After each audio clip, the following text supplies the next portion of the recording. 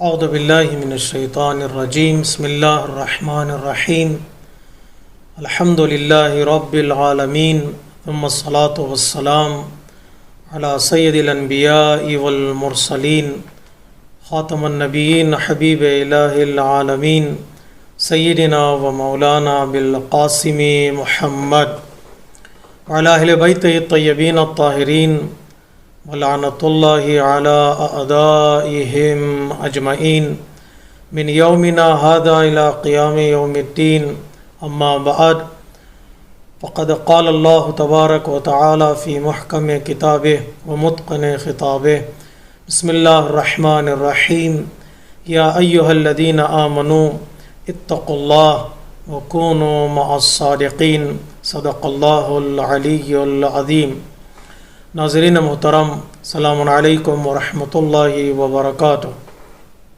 مناسبت ہے ولادت باسعادت امام حسن مجتبیٰ علیہ السلام، جس مناسبت سے ہم نے گزشتہ تقریر میں مقام امام حسن مجتبیٰ علیہ السلام پر گفتگو کی کہ آپ کے بارے میں قرآن کیا کہتا ہے، رسول کیا کہتے ہیں، اور ائمہ اطہار علیہ السلام کے کیا ارشادات و فرمودات ہیں، اور آپ کی پریکٹیکل لائف کے کچھ گوشوں اور کچھ حصوں کو ہم نے بیان کیا۔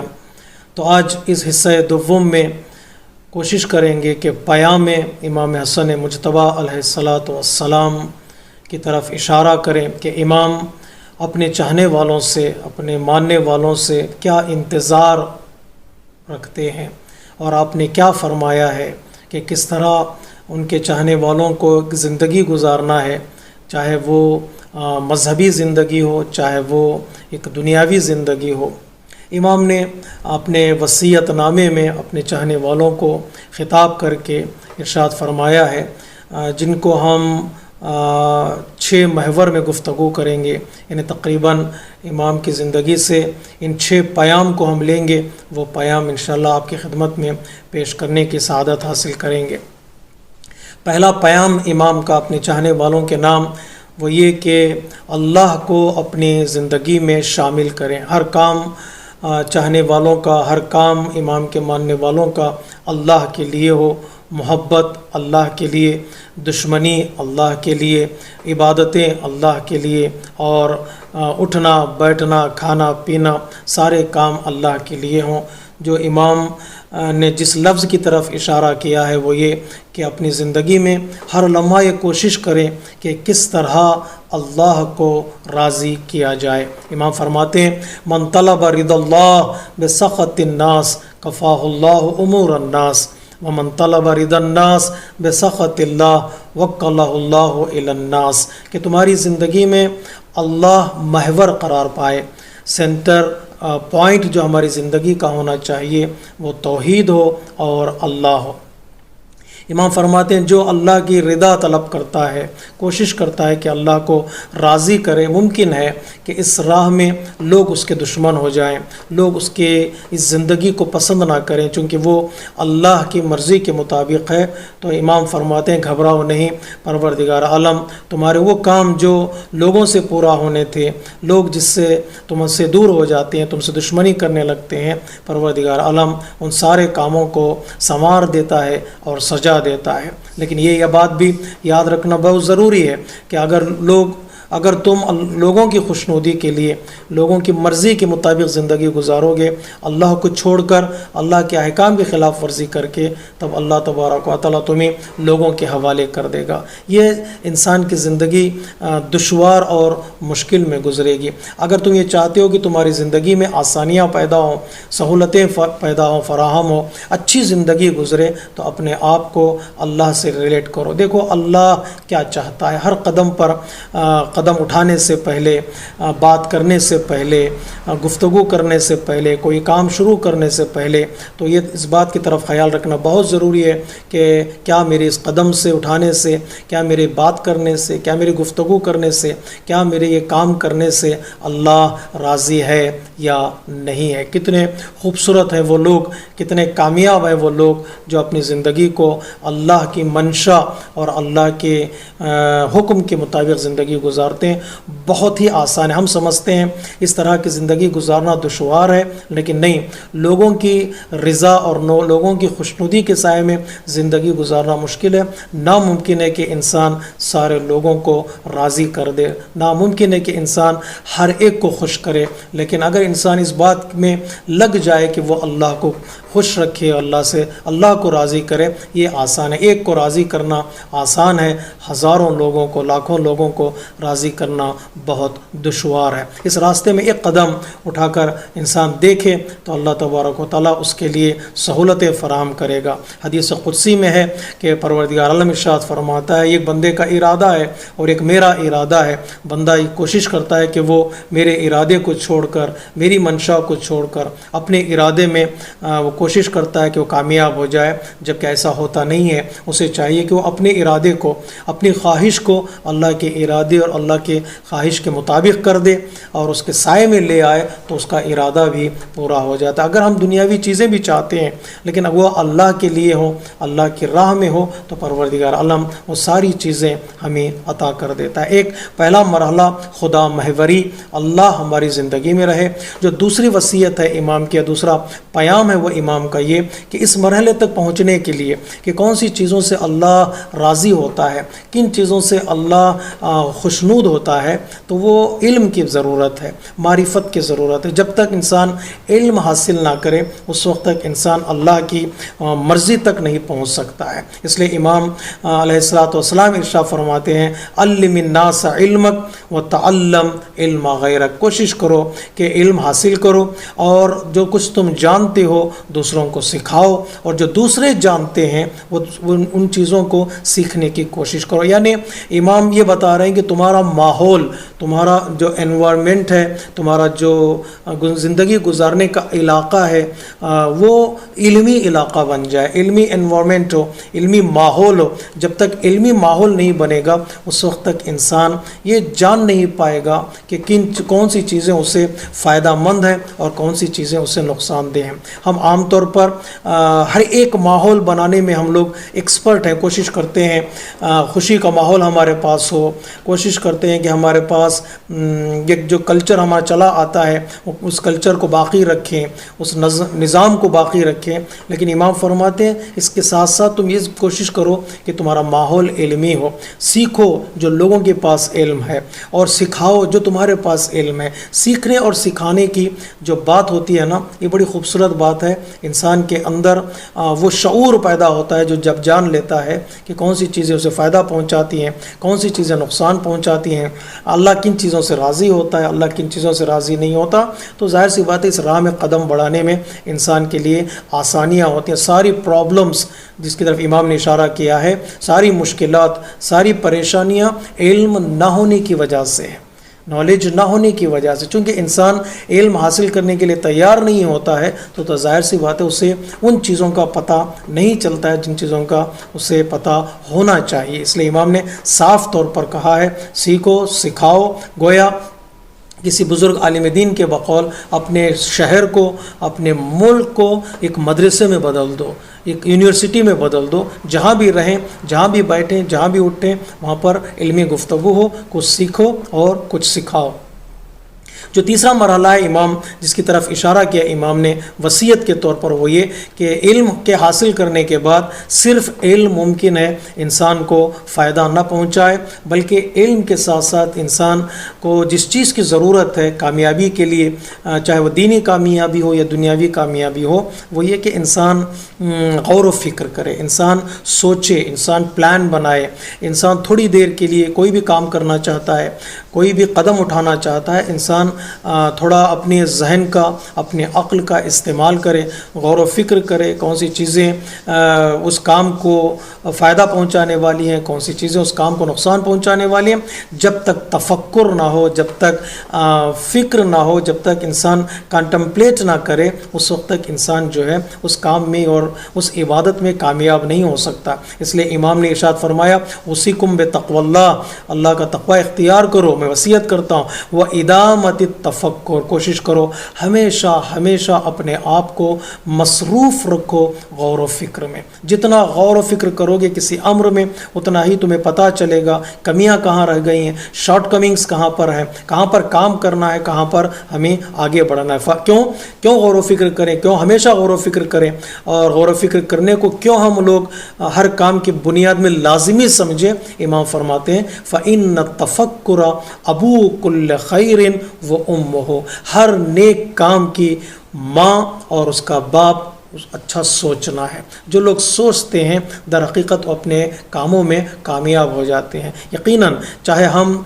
मजहबी कोई काम करना चाहें, उसके अपने इर्द गिर्द माहौल को स्टडी करें और उसको प्लान बनाएं, और प्लान बनाने के बाद गौर व फिक्र करें, और उसके बाद प्लान बनाएं। गौर व फिक्र जो है इंसान को कई चीज़ों से बचा लेती है, कि नई नुकसानात से इंसान को बचा लेती है। यहाँ पर अक्सर मौके पर जब हम कोई काम करना चाहते हैं, कोई इबादत करना चाहते हैं, इंसान इमोशनल डिसीजंस लेता है, चूंकि मेरा दिल चाह रहा है, मेरा माहौल मुझे ये कह रहा है तो मुझे काम करना है। इमाम फरमाते काम करना है, पहले हर बगैर काम के कोई इंसान कामयाब नहीं हो सकता है। इल्म हासिल करो, इल्म हासिल करने के बाद उस काम के बारे में गौर व फिक्र करो, अपनी अक्ल का इस्तेमाल करो। वो अक्ल तुम्हें गाइड करेगी कि कौन से काम तुम्हें नजात देने वाला है। दूसरी रिवायत में इमाम फरमाते वाजिब के तौर पर इमाम फरमाते अलैकुम बिल फिक्र फ़इन्नहु मफ़ातीहु अबवाबिल हिकमा, तुम्हें चाहिए कि तुम गौर व फिक्र करो, इसलिए कि गौर व फिक्र करना विजडम के और हिकमत के दरवाज़ों की चाबी है। अगर दरवाज़ों की चाबी तुम्हें खोलना है, हिकमत जानना, वाइज बनना चाहते हो, विजडम से अपने आप को सजाना चाहते हो, तो थोड़ी देर के लिए गौर व फिक्र करो। ये गौर व फिक्र करना तुम्हें नजात दिलाएगा और तुम्हें वो चीज़ अता करेगा जिन चीज़ों की तुम तलाश में हो। अक्सर इंसान चीज़ों को समाअत के हवाले करता है, सुनी हुई चीज़ें, पढ़ी हुई चीज़ें, कोई मसलन आजकल जो सोशल मीडिया है, कोई मैसेज हमें आ गया, उस मैसेज को हम लेकर यकीन करने लगते हैं, जो बात हमने सुन ली है उस बात पर भरोसा करने लगते हैं। इमाम फरमाते थोड़ी देर के लिए गौर व फिक्र करो, देखो नतीजा कहाँ तक पहुँचता है, क्या जो हर चीज़ मुझ तक पहुँच रही है वो सही है, क्या जो चीज़ मुझ तक पहुँची है क्या वाक़ईन वो अक्ल के दायरे में आ सकती है। अगर नहीं आ सकती है तो फिर उसको फॉलो करना नहीं है, इसलिए कि अल्लाह तबारक व तआला ने तुम्हें अक्ल अता की है, और अक्ल का इस्तेमाल ये है कि उसमें गौर व फिक्र करना बहुत ज़रूरी है। जिसके लिए इमाम ने बड़ा खूबसूरत जुमला इरशाद फरमाया, ताज्जुब करके इमाम ने फरमाया अजिब्तु लिमन यतफक्करु फ़ी माक़ूलिही कैफ़ ला यतफक्करु फ़ी माक़ूलिही। मुझे ताज्जुब होता है कि इंसान जब दस्तरखान पर बैठता है तो वही चीज़ खाता है जो उसके पसंद में हो और उसके लिए फ़ायदा मंद हो। मुझे ताज्जुब होता है कि बातों के लिए मैसेजेस में, पैगाम में, तकारीर में वो इंसान गौर व फिक्र क्यों नहीं करता। जो अक्ल वाली चीज़ें उसमें गौर व फिक्र क्यों नहीं करता। वही चीज़ ले जो चीज़ उससे फ़ायदा मंद हो, और वही चीज़ ले जिसका उसकी ज़िंदगी में फ़ायदा होने वाला हो। अगर फ़ायदा नहीं है तो वो चीज़ को ना ले, वो चीज़ को ना पढ़े, उस चीज़ की तरफ ना भागे। ये कैसे हो सकता है कि इंसान जो बदन के लिए जो चीज़ इंसान खाता है उसमें गौर व फिक्र करता है, वही चीज़ खाता है जो उसके लिए फ़ायदा मंद हो, लेकिन अकली चीज़ों में क्यों वो इंसान गौर व फिक्र नहीं करता, उसके बारे में क्यों इंसान नहीं सोचता। किसी बुज़ुर्ग आलिम दीन ने कहा कि जैसे बदन के लिए डाइट की ज़रूरत है, वो चीज़ खाओ जो तुम्हारे जिस्म को फ़ायदा पहुँचाती है, उसी तरह इन्फॉर्मेशन में भी डाइट की ज़रूरत है। हर इन्फॉर्मेशन जो मुझे मिल जाए मैं लेता चला जाऊँ तो फिर वो इन्फॉर्मेशन की जो चर्बी हो, फैट है, वो दिन ब दिन बढ़ती जाएगी, इंसान डिप्रेशन का शिकार होगा, इंसान बीमारियों की तरफ चला जाएगा। वही चीज़ लें जो मेरे लिए मुफीद हो। क्यों माकूल की चीज़ों में, इंटेलेक्चुअल चीज़ों में क्यों इंसान गौर व फिक्र नहीं करता। फ़युजन्निबु बतनहु मा युदी है, अपने पेट को बचाता है, व युदअ सद्रहु मा युर्दी है, लेकिन अपने दिल को नहीं बचाता। कितना कम वक्त है वो इंसान, पेट का ख्याल तो है लेकिन दिल का ख्याल उसे नहीं है। तो उस दिल के ख्याल के लिए इमाम ने जिस बात की तरफ इशारा किया है वो गौर व फिक्र करना और इंसान का अपनी अक्ल का इस्तेमाल करना है। अब इल्म हासिल करो, अल्लाह तुम्हारी ज़िंदगी में रहे, इल्म हासिल करो, उस इल्म के मुताबिक गौर व फिक्र करो, और फिर गौर व फिक्र करने के बाद जो चौथा मरहला आता है जिसकी तरफ इमाम ने इशारा किया है, अब निकलो काम की तरफ, अब निकलो कोशिश की तरफ, अब निकलो तलाश की तरफ। कितने लोग हैं जो गौर व फिक्र करते हैं, प्लान बनाते हैं, सोचते एक नतीजे तक पहुँचते हैं, लेकिन कदम आगे नहीं बढ़ाते, वो आगे मंजिल उनकी तय नहीं करते, वो सफ़र नहीं करते। ज़ाहिर सी बात है ऐसे लोग भी कामयाब नहीं हो सकते। इमाम फरमाते فرماتے ہیں اتقوا اللہ عباد اللہ، اے اللہ کے بندو اللہ کا تقوی اختیار کرو، وجدوا فی الطلب۔ اللہ اکبر، کتنا خوبصورت جملہ ہے امام کا کہ امام یہ نہیں چاہتے کہ ان کا چاہنے والا بیٹھا رہے، امام یہ نہیں چاہتے کہ چاہنے والا انتظار کرتا رہے کہ کوئی اس کی مدد کرے۔ امام کہتے نہیں، ان کا چاہنے والا سوچتا ہے، غور و فکر کرتا ہے، اس کے بعد قیام کرتا ہے۔ قیام مومن کی نشانی ہے۔ قوموا للہ، اللہ کے لیے قیام کرو، چلو تلاش کرو، کوشش کرو۔ اور اس کے بعد فرماتے ہیں امام بادر العمل، چلو عمل کرو اس سے پہلے کہ مواقع ہاتھ سے نکل جائیں، اس سے پہلے کہ نعمتیں تم سے چھن جائیں، اس سے پہلے کہ تمہاری جوانی ختم ہو جائے، اس سے پہلے کہ تمہارے بدن کی طاقت اور قوت کمزوری میں بدل جائے، تم قیام کرو، تم عمل کرو۔ اگر آج عمل نہیں کرو گے کل تم پچھتاؤ گے۔ کتنے لوگ ہیں جو آج پچھتا رہے ہیں کہ ہم نے کل ایسا کیوں نہیں کیا، لیکن ابھی دیر نہیں ہے۔ امام فرماتے ابھی بادر العمل، یعنی جلدی کرو، ابھی جلدی کرو۔ جب تم نے پلان بنا لیا ہے، غور و فکر کیا، نتیجے تک پہنچے ہو تو عمل کی طرف غور و فکر کرو۔ یہ عمل تمہیں کامیابی کی منزل کی طرف لے جاتا ہے۔ ہاں، تلاش کرنا ہے، کوشش کرنا ہے۔ حی علی الصلاۃ، حی علی الفلاح، فسعوا الی ذکر اللہ واستبقوا الخیرات وسارعوا الی المغفرہ۔ دیکھیے اگر قرآن مجید کی آیتیں دیکھیے، دوڑو، نماز کی طرف دوڑو، فلاح کی طرف، کامیابی کی طرف دوڑو، اچھے عمل کی طرف دوڑو، اللہ کے ذکر کی طرف دوڑو۔ کمپٹیشن ہو تمہارے اندر، سرعت ہو تمہارے اندر، اسپیڈ ہو تمہارے اندر۔ اگر نہیں ہو تو ہم دنیا کے ساتھ نہیں چل سکتے۔ دنیا میں اسپیڈ ہے، دنیا میں کمپٹیشن ہے، امام فرماتے اس کی طرف تمہیں جانا ہی پڑے گا۔ اگر نہیں جاؤ گے تو تم پیچھے رہ جاؤ گے۔ بہت تاکید کی ہے امام نے۔ بعد امام کا یہ جملہ مشہور ہے جو ہر ہمارے امام کے چاہنے والے کو یہ جملہ یاد ہے، اگرچہ دوسری زبانوں میں یاد ہے لیکن عربی جملہ یہ ہے۔ امام فرماتے وَعْمَلْ لِدُنْيَاكَ كَأَنَّكَ تَعِيشُ أَبَدًا۔ مولا کس طرح عمل کریں، دنیا کا عمل کس طرح ہو، آخرت کا عمل کس طرح ہو۔ امام فرماتے ہیں دنیا کے لیے ایسے کام کرو، اتنا مضبوط تمہارا کام ہو کہ گویا تم اسی دنیا میں رہنے کے لیے آئے ہو۔ مضبوط گھر بناؤ، اچھی گاڑی خریدو، اپنے بدن کو اچھا بناؤ، مضبوط بناؤ، اسٹرانگ بناؤ۔ اس میں کوئی دین کی ممانعت نہیں ہے، دین اسے منع نہیں کرتا ہے۔ تم اپنی دنیا میں ایسی زندگی گزارو جیسے یہیں پر تم رہنے کے لیے آئے ہو، لیکن ایک بات کا یاد رکھنا بہت ضروری ہے، وہ یہ کہ وَعْمَلْ لِآخِرَتِكَ كَأَنَّكَ تَمُوتُ غَدًا۔ لیکن آخرت کے لیے ایسے کام کرو کہ گویا کہ تم کل مرنے والے ہو۔ نماز ایسی پڑھو کہ گویا میری یہ آخری نماز ہے۔ غریبوں کی، مسکینوں کی مدد کرو کہ گویا کہ یہ میرا آخری دن ہے۔ اگر یہ پلان انسان کی زندگی میں ہو تو وہ دنیا اور آخرت میں بیلنس رکھنے میں کامیاب ہو جائے گا۔ ہر دن کو آخری دن سمجھے۔ نا ہماری پلاننگز میں، ہماری منصوبہ بندی میں ہم ہر چیز کا پلان کرتے ہیں، گھر بنانے کا پلان کرتے ہیں، بزنس کو آگے بڑھانے کا پلان کرتے ہیں۔ ایک چیز کی پلاننگ ہمارے پیپر پہ نہیں ہے یا ہمارے پلاننگ میں نہیں ہے ایک پلان، وہ یہ ہے کہ ہم موت کو اپنی پلاننگ میں نہیں رکھتے ہیں، کہ ہم یہ کبھی یہ تصور نہیں کرتے کہ ہمیں موت بھی آئے گی۔ جیسے آج کی دنیا میں لوگوں کا حال ہے، وہ یہ سوچتے رہے کہ کبھی ان کو موت نہیں آئے گی، وہ چاند پر پہنچ گئے ہیں، وہ مارس پر پہنچ گئے، موت انہیں نہیں آئے گی۔ لیکن جب موت نے ان کو جکیڑا تو ان کے ہاتھ خالی نظر آئے، اس لیے کہ موت کے لیے ان کے پاس کوئی پلان نہیں تھا۔ امام فرماتے دنیا میں اچھی طرح زندگی گزارو، خوبصورت زندگی گزارو، لیکن ایک بات کا خاص طور پر خیال رکھنا چاہیے کہ اسی دنیا میں موت بھی آنے والی ہے۔ وَعْمَلْ لِآخِرَتِكَ كَأَنَّكَ تَمُوتُ غَدًا۔ اپنے آخرت کے لیے ایسے ہی کام کرو گویا کل فرشتے کی آواز آنے والی ہے اور فرشتہ تمہیں بلانے والا ہے اور تمہیں آواز دینے والا۔ اگر انسان کی زندگی اتنی خوبصورت ہو اور تو انسان اپنی زندگی کو